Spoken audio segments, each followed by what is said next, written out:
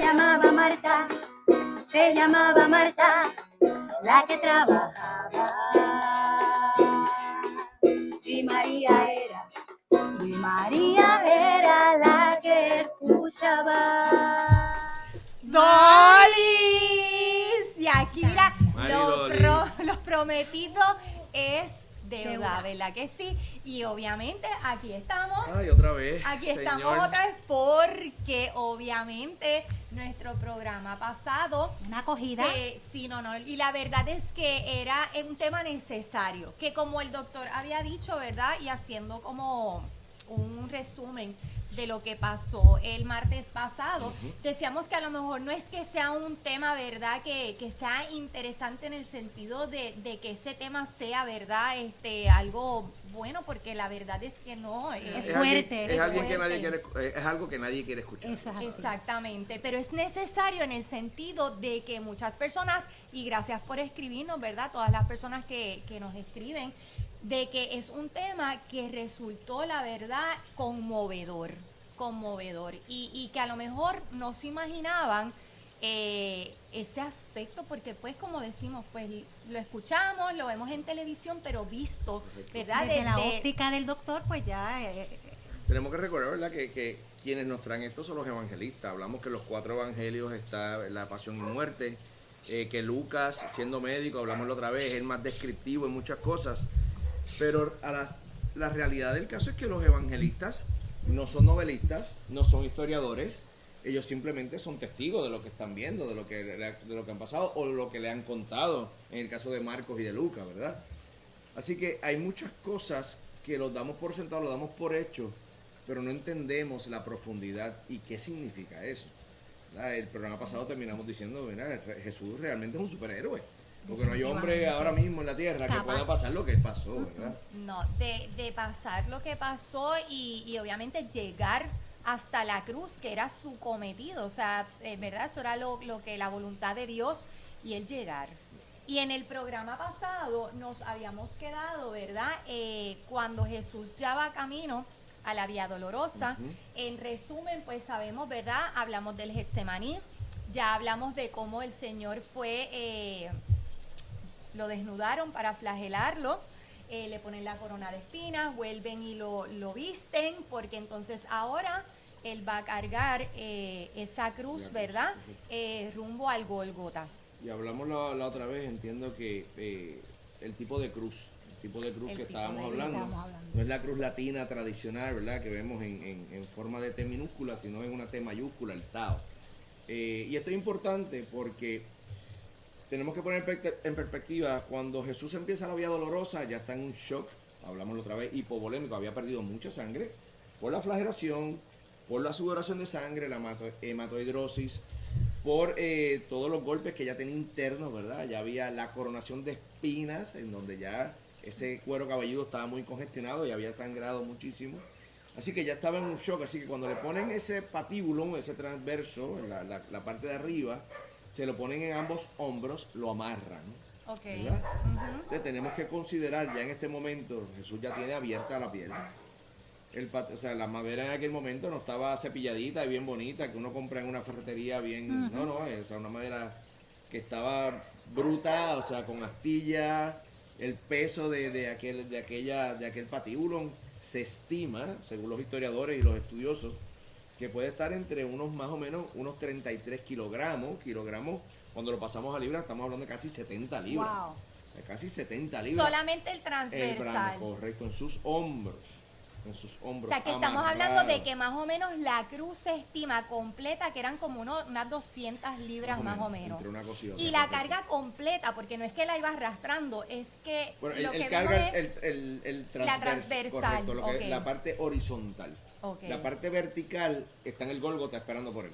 Ok, ahí está ese detalle interesante. Pasa que los renacentistas, todos los que han personificado esto en pintura, ponen esta cruz latina, ¿verdad? La que es la carga. Y realmente esto es importante porque uno pensaría, y esto es algo que yo aprendí de la familia de Limari, una de las tías de Limari, Zulma, que vive en Estados Unidos, una familia muy católica, en un rosario que hicimos una vez en familia, habló de la llaga del hombro. Y yo nunca lo había pensado. Wow. O sea, cuando ella habló de eso, wow, la llaga del hombro, es que es verdad. O sea, no solamente es el costado, no es los latigazos, es esa llaga que está ahí. O sea, pero entonces ahora yo estudiando esto un poco y adentrándonos para el programa, dice, es que no es solamente una llaga, es que son dos, es toda esa espalda. Porque es que es un traverso, o sea, es que va de lado a lado. O sea, que esto es algo entonces que ya Jesús casi no puede en este momento. Cuando empieza esa vía dolorosa, estamos hablando de que ya el hombre está tan y tan maltratado, está tan angustiado, está deshidratado, amanecido, no ha dormido. La otra vez no hablamos, pero lo hablamos fuera de cámara, de que se siente traicionado no tan solo por Judas, sino también por el simple hecho de que cuando le dice a Pedro y a los demás, mira, voy al Getsemaní a rezar, voy allá arriba a rezar, quédense aquí rezando por mí. Y cuando llega están dormidos. O sea, hombre, o sea, ustedes que han caminado conmigo, ni tan siquiera se pueden quedar orando por mí en lo que yo subo un momento. Claro. O sea, eso nos tiene que afectar desde el punto de vista humano, ¿verdad? O sea, que ya tenemos un hombre que está empezando a caminar, va camino al Calvario, donde él sabe que va, con una capacidad fisiológica, o sea, su cuerpo no tiene la capacidad ya para cargar esto. Así que cuando le ponen el patíbulo y empiezan a caminar, y no es caminando, o sea, bonito, es en tierra, sin fuerza, probablemente en el sol. Estamos hablando de que esto fue más o menos 1 de la tarde, 2 de la tarde, estamos hablando de Jerusalén. Nunca he ido, pero no me lo imagino como que muy fresquito el área, o sea, que tiene que ser un episodio en donde todo está en su contra. Gente gritándote insultos, porque dentro de todo... Viendo a su madre al lado de él, viendo a su madre. Y este hombre tiene todavía la capacidad, y obviamente solamente un Dios puede hacer esto, de decirle a las mujeres en el camino, no lloren por mí, lloren por ustedes y por sus hijos. O sea, tú dices, o sea, ¿cómo a él le quedan todavía fuerzas para preocuparse por los demás, por la humanidad? Y aquí es que tú te das cuenta que el propósito de esto era divino. Exactamente. Esto no era un propósito humano, aquí no había, él no tenía que demostrarle nada a nadie, pero es un propósito divino. Y empieza ese caminar. Cae, no puede ya no puede y cae. O sea, esa humanidad se ve reflejada totalmente, cae. Y entonces el centurión, que quiere acabar con esto ya, o sea, porque número 1, los judíos los están presionando. Van a llegar las 5, nos llega el sábado, es el día de precepto, aquí hay que guardar esto, aquí no se puede ni crucificar, ni clavar, ni hacer nada, ni gritar, porque es nuestro día sagrado, hay que preservarlo. O sea, que esto hay que acabarlo rápido. Ve a Simón de Cirene, un hombre negro, fuerte, dicen que ¿verdad? De estirpe africana, un hombre de trabajo. Dice, tú, ven, ayúdalo. Y Simón coge entonces ese patíbulo y ayuda a Jesús. Entonces ahí tú ves esta parte también humana, en donde Jesús no tan solo se deja ayudar, porque probablemente Jesús, en su humanidad, en su parte divina, puede haber dicho, no, yo lo voy a hacer, es mi... Dice, mira, ¿sabes qué? Nos está diciendo, y esta parte no es médica, esta parte es divina. Nos está diciendo, ¿sabes qué? Tú eres parte de mi plan. Tú, humanidad, tú, José Alejandro, tú, Maritere, tú, Dolly, tú, Gabriela, que está detrás de la cámara, ayúdenme con mi misión. Eso es lo que nos está diciendo aquí. O sea, Simón tiene un rol espectacular desde el punto de vista de lo que está pasando allí. Pero desde el plan de Dios nos está diciendo, nosotros somos parte de esto. Nosotros mismos que lo hemos crucificado y lo seguimos crucificando por nuestro pecado, estamos llamados a ayudarlo. Somos nosotros los católicos llamados a ayudar a Jesús en esta misión redentora. En ocasiones no lo entendemos. ¿Okay? Así que tenemos un Jesús, volviendo a la parte fisiológica, que ya está en un shock tipo 2, ha perdido tanta y tanta sangre, que ya este corazón está en un latido acelerado, tratando de compensar de que el riñón siga trabajando, de que el hígado siga trabajando. El corazón está en un ritmo bien acelerado, sudando sangre, dolores extremos. Dice el escrito que Jesús probablemente pasó todas las descripciones que en medicina nosotros hablamos del dolor. Punzante, crujiente, extenuante, que te agarra y no te suelta. O sea, todas esas descripciones que uno le puede dar a un dolor, cuando uno como médico le dice, ¿y su dolor cómo es, señora? Pues mire, doctor, es como si tuviera un perro que me estuviera mordiendo, es que me está apretando y no me suelta. Todas esas Tú sabes que yo las quiero leer. Léela. Yo las quiero leer Porque de porque verdad es que que es yo increíble. digo, no Sí, conozco sí, ni sí. la mitad. Yo quiero saber, entonces yo quiero que tú sepas que yo ni sabía que existían tantos tipos de dolor con tantos nombres, pero cuando yo lo estaba leyendo, yo decía, yo tengo que preguntarle al doctor, porque mira, fulgurantes, lacinantes, tenebrantes, contusivos, gravativos, tensivos, constrictivos, pulsátiles, todos esos dolores, todos, que no sé lo que significan, todos en los Todo sitios. tiene una connotación, ¿verdad? Desde el punto del músculo, vascular, óseo, aquí hay huesos rotos. Todos. Aquí Nervios. Está todos los nervios pinchados, rotos, lacerados. Todos los dolores los tenía él en este momento. Dios y seguía mío. caminando. Porque aunque Simón lleva el patíbulo y lo ayuda, él tiene que seguir caminando. Él tiene que llegar a la cruz. O sea, nadie lo cargó para llegar a la cruz. Para ser clavado en la cruz. Y ahí llegamos entonces al Gólgota. ¿Qué ocurre? Cuando la crucifixión, en aquel momento, ¿verdad? Y es interesante este estudio porque nos devela y nos revela muchas cosas que realmente teníamos en pensamiento por lo que hemos visto, ¿verdad? Número uno, la cruz, ¿verdad? Es la tabla, es arriba. Y en el caso de Jesús se dice que sí fue esa porque para la época de Jesús, esa crucifixión, la otra cruz no existía. La cruz latina no existía, ¿verdad? Esa cruz se utilizaba en otros momentos. Y en el caso de Jesús, que era el reo más vil para el pueblo, que era el más importante, por eso es que él va en el medio, la cruz de él era la más alta. La más Wow. alta. Era la más alta. ¿Por qué? Porque aunque el Gólgota estaba en un monte, estaba pelado, por eso era la calavera, o sea, no había nada tapando, no había árboles, no había nada que tapara la vista desde abajo. La intención era que todo el pueblo y todo el mundo viera que ese hombre malo, malévolo, que se autoproclamó rey, está muriendo allá arriba. O sea, que él estaba en la cruz más alta. Y eso tiene una connotación, porque mientras más alto está, más el peso del cuerpo está Ay, cayendo. Dios mío. ¿Ok? ¿Qué ocurre? Llega allá, el centurión lo acuesta en el patíbulo, acuestan a Jesús, su cabeza contra la madera, y entonces aquí vamos Dice, a buscar... ya con la corona. Sí, ya con la corona, eso está haciendo presión ahí. Lo desnudan otra vez, solamente se queda, ¿verdad? Con un pequeño pantaloncito o tela, ¿verdad? Para tapar. Que se le permitía solamente a los judíos. A los judíos se le permitía. Sí, sí. Si eran reos romanos, africanos, de otro lado, eran desnudos. Desnudos. Porque era para que pasaran toda Toda la la degradación humillación. y la humillación, correcto. A los judíos se le permitía. Wow. El centurión entonces empieza a buscar, y aquí este estudio es espectacular porque nos habla de por dónde, ¿verdad? Y explica por qué entraron esos clavos. Se ha pensado a través de la historia que los clavos entraron por la mano.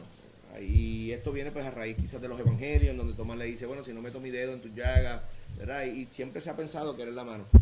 Pero en la época griega y en la época judía, digo griego porque Lucas, ¿verdad? Es el que describe esto muy bien. Mano no era solamente la palma, Claro. venía desde la muñeca. Se consideraba la mano y era considerando la muñeca.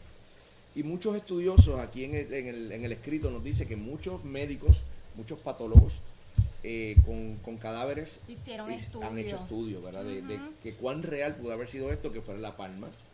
Y se encontró que cuando se pone en la palma, ahí no hay forma de que aguante, no hay los huesitos de la mano son separados, son múltiples y no hay ni un tendón ni nada que aguante. Sin embargo, en donde se une el radio aquí en la muñeca, hay un área que se llama la fosa cubital. Y esa fosa tiene la urna y el radio tienen una fuerza increíble cuando se unen ahí con lo que es la muñeca para nosotros, ¿verdad? Así que se estima que ahí fue que entró el clavo y...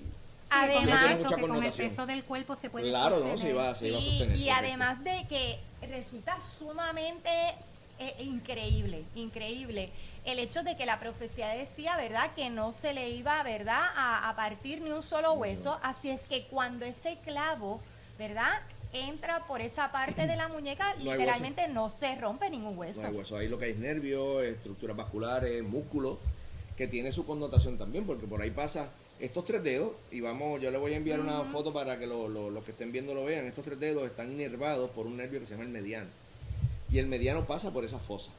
Así que cuando el clavo entra, o sea, imaginémonos no un clavito de una ferretería de estos dulces pequeñitos, estamos hablando de algo gordo, sin ningún tipo de forma como tal, ¿verdad? Un hierro colado ahí, con quizás la punta chata, o sea que para entrar eso tenía que hacer una fuerza increíble, así que rompe ese nervio. Y por eso se ha visto una representación de los dedos de Jesús en la cruz, de esta forma, ¿verdad? Y es que el nervio, al ser cortado, se queda como una parte paralizado, ¿verdad? No hay conducción nerviosa, y es que el nervio mediano ahí se Así cortó. es que ya ven, ¿verdad? Ese detalle. Es un detalle muy interesante desde el punto de vista médico, Claro. ¿verdad? Y para nosotros, ¿verdad? Esa Que el forma que no que a sabe veces de medicina no sabe vemos nada. a Eso es Jesús interesante, sí. en esta forma, muchas veces en nuestras iglesias, y tiene una razón de ser, ¿verdad? Tiene una razón de ser. En este momento, ¿verdad? Ya Jesús le ponen su primer clavo. El dolor es intenso, es absurdo el dolor que está pasando en este momento. El nervio está cortado, o sea que las fasciculaciones son movimientos involuntarios del músculo, que es lo que nosotros llamamos espasmos musculares. Él está teniendo espasmos por todo este lado del cuerpo, ¿verdad? No sé si fue derecho o izquierdo, no está descrito en el estudio y tampoco a nivel teológico se sabe. Pero después, ya con este dolor, me toca la otra. Fuera izquierda o derecha, derecha o izquierda, o sea, me toca la otra. Así que...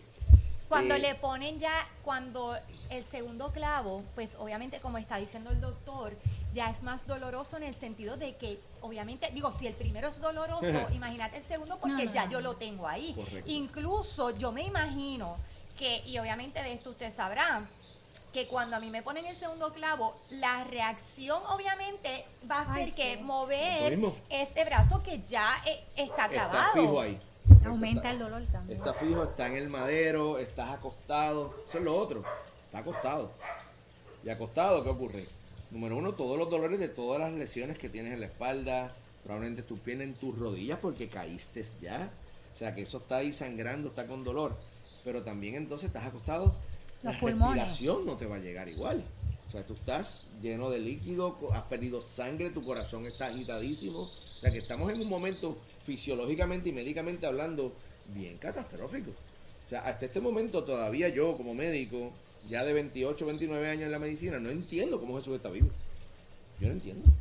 O sea, y lo leo y vuelvo y leo el estudio y leo los otros estudios a los que él se refiere el doctor y no entiendo cómo Jesús está vivo en este momento, ¿verdad? Cuando le ponen los clavos, incluso uno se tiene que imaginar, y digo, y lo puedo ver a lo mejor en las películas porque no lo he visto personalmente, cuando a ti, ¿verdad? Se te rompe, digo, la vena, o sea, cuando se te abre esa vena, tú te imaginas el flujo de sangre de ese clavo, que incluso estaba viendo y estaba leyendo que la herida que entra es mucho mayor que la herida que sale. O sea, que podemos imaginarnos, o sea, que eso habrá salido la sangre. Sí, porque por ahí está la arteria, y la arteria es la que tiene presión, o sea, que eso está... Okay. No empieza, que ha perdido mucha sangre, ya no queda tanto volumen de sangre, pero sí, o sea, está saliendo muchísima sangre. Así que ya le está crucificado ahí, ¿verdad? En términos de sus muñecas, de sus manos. Los pies. Los pies es más complicado aún.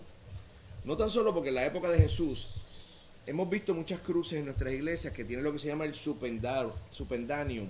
Supendanium es como una plataformita en donde los pies iban apoyados. Eso no está descrito en la época de Jesús, eso se describe años después. Okay. O sea que estimamos que a Jesús no tenía eso. Y Jesús probablemente en aquella época lo que había era lo que se llama un sedil. Y el sedil era un pedacito de madera que se ponía más o menos a mitad de la cruz para que el reo se apoyara desde la espalda baja, desde el coxis, ¿verdad? Entre medio de las nalgas. ¿Para qué? Para ayudarlo a respirar. Porque esta gente era sádica. Y ellos querían que duraran mucho. No era para ponerlos cómodos. Ver una agonía. Era para que siguieran agonizando, para que pudieran respirar y siguieran agonizando. La cruz de Jesús se estima que no tenía eso, por una razón específica. Ay, Dios, que me muero. Número 1, ya se acercaba la hora del sábado. Necesitábamos que muriera rápido. Teníamos que morir rápido. Así que no le dieron ese beneficio a Jesús tampoco. Así que ¿Qué pasa? Para que los pies los podamos clavar uno sobre otro, hay que doblar un poquito la rodilla, levantar un poquito esa rodilla, con un solo clavo clavar los dos pies. O sea, que imagínate la magnitud de ese clavo. Y ahí suben a Jesús con cuerdas ya clavado y lo exponen, ¿verdad? Para que el pueblo vea lo que está pasando. Jesús está en una cruz en donde está agarrado por sus muñecas, alto su pecho, en donde la respiración se nos hace más difícil, donde no tiene de qué apoyarse para levantarse, y con todo y eso, habla. ¿Cómo lo hizo? Nadie lo puede explicar. Ni el mismo médico que describe esto puede explicar. Y Jesús expresa sus primeras palabras mirando a los soldados. Dice: Padre, perdónalos porque no saben lo que hacen. O sea, ¿qué hombre, con todo lo que Jesús hasta el momento ha pasado, con todo lo que está ocurriendo hasta este momento en términos fisiológicos, ha perdido sangre, el dolor es inmenso, o sea, él no tiene cómo apoyarse? Yo me imagino que él tendría que él mismo buscar la forma de dónde sacaba la fuerza, no lo sé, para que testimonialmente los que están ahí sepan que él, siendo hombre y siendo Dios, le está diciendo a su Padre: perdónalo. Él no tenía que haber dicho nada. En su pensamiento se pudo haber quedado esa, él siendo hombre y siendo Dios: mira, pues, los perdono. Con todo esto, no. Un detalle bien, ¿verdad? Descriptivo del estudio, ¿verdad? Del documento, que yo me lo podía imaginar. La verdad es que a veces pensamos que cuando se levantó, ¿verdad? Porque él está acostado y levantan la cruz, que tampoco es que fue con una suavidad, no. Y vamos a colocar, es que cuando levantan esa cruz, la levantan, o sea, entre todos la levantan. Entonces eso tiene como un hueco que es donde hunden la cruz y cae en su cuerpo, o sea, está cayendo cae ahí mismo, con el peso. Imagínate. No. Yo iba imaginándome eso, y la verdad es que yo decía: Señor, ¿cómo? Qué bueno, ¿verdad? Que dentro de todos esos clavos pudieron sostenerlo. Porque es que ese cuerpo desgarrado hubiese, de verdad que es que no, eso hubiese sido para el que lo hubiese visto, para su madre, que estaba algo horroroso. O sea, de verdad que todos los detalles, como dice, eran sádicos. O sea, todo fue para que sufriera. Para que sufriera, acuérdate que eso es lo que querían los romanos, ¿verdad? Esa era su misión.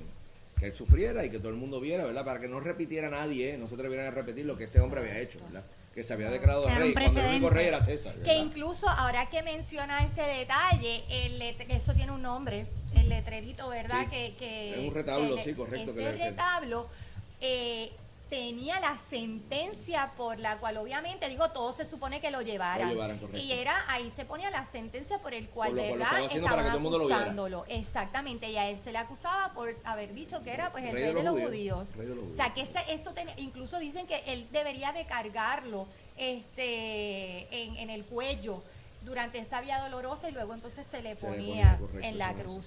Sigue esta agonía, sigue Jesús ahí en la cruz y pronuncia sus segundas palabras. Tiene una conversación con uno de los reos, con uno de los que está a su lado, ¿verdad? Como todos sabemos. Y termina diciendo: hoy, te aseguro que hoy estarás conmigo en el paraíso. O sea, no tan solo él ya sabe que va a morir, es obvio desde el punto de vista médico, fisiológico y humano, pero todavía su parte divina tiene la capacidad de perdonar y de centrarse en el dolor del otro. Porque él sabe que el que está al lado de él está dolido, está sufriendo, y le dice: olvídate de mi dolor, yo te aseguro que tú vas a estar conmigo. O sea, tú has visto quién yo soy, tú lo has testificado frente a todo el mundo. Ese arrepentimiento tuyo, yo te aseguro que vas a estar conmigo. Porque Jesús tiene que hablar en ese momento, ¿verdad? Y yo lo digo como hombre, no como médico. Es increíble. Es increíble, o sea, y todavía hablamos de los superhéroes. No, mira, este hombre, los como demás son hombre antihéroes. y como Dios, es un superhéroe. O sea, cómo todavía le queda la capacidad fisiológica de hablar. Mira este detalle, ya que estás hablando, ¿verdad?, de las 7 palabras de Jesús, y estás hablando de la parte humana y la parte divina. Cómo todavía esta parte humana, que no piensen que es que esto yo lo sabía, porque es que de medicina, créanme que es que no, yo esto no lo sabía, pero obviamente nos educamos, que por eso claro, aprendemos. Vamos aprendiendo. El detalle de cuando dice tengo sed, que como sus reflejos, o sea, como su pensamiento pensamiento, o sea, cómo todavía lo que él siente puede llegar al cerebro sí, es increíble, y decirle, tienes sed. No sé. O sea, esa es la parte humana. Y decirlo, eso a mí, de verdad que eso me impactó, porque si tengo sed, a lo mejor yo no hubiese pensado, la verdad es que todavía su cuerpo está respondiendo a lo humano en ese detalle. Es increíble, ¿verdad? Esto de las 7 palabras cuando se meditan en ese Viernes Santo, cuando uno se va a la profundidad de cada una de ellas, ¿verdad? Yo que he tenido la oportunidad de estar en momentos de esas prédicas y de esas meditaciones, es increíble, ¿verdad? Es increíble cómo no empieza todo lo que ha pasado hasta este momento. Él todavía expresa, ¿verdad? Su misión era llevar la buena nueva de su padre, ¿verdad? Anunciar el reino a través de la cruz. Ya eso lo sabemos y nosotros tenemos la bendición de saberlo 2000 años después. Los que estaban allí no lo sabían. O si lo sabían o se lo imaginaban. María lo sabía, quizás Juan lo sabía, las mujeres que estaban con él lo sabían. Los apóstoles probablemente lo sabían porque él se lo había enseñado. Pero había mucha gente allí que no sabía por qué, lo que estaba pasando. Lo veían como alguien de maldad, alguien embustero, alguien que merecía lo que estaba pasando. Exactamente. No, y en la cruz un fracasado. Y un fracaso, o sea, correcto. y dijiste la palabra, desde hoy estarás conmigo, o sea, reconocer a Dios en un momento que para los otros es un aparente fracaso, es algo grande. Es algo grande, correcto. Sí, porque, o sea, yo te estoy reconociendo a ti, pero tú estás pasando lo mismo que yo. Exactamente. O sea, tú estás igual de fastidiado que yo ahora mismo aquí, pero yo reconozco quién tú eres ahora mismo. O sea, aquí están pasando cosas que yo, que soy malo, ¿verdad? El reo, yo sí me lo merezco. Exacto. No entiendo por qué tú estás aquí, pero reconozco que algo especial tú tienes, ¿verdad? Y tras bastidores estábamos hablando de ese Salmo 22, de esa cuarta palabra, ¿verdad? Donde en ese Salmo 22 inicia así, Señor, Señor, ¿por qué me has abandonado? Y cómo Jesús lo hace presente en su crucifixión. Cientos de años antes estaba ya, como decía Dolly, que era una prefiguración mesiánica, ¿verdad? De todo esto.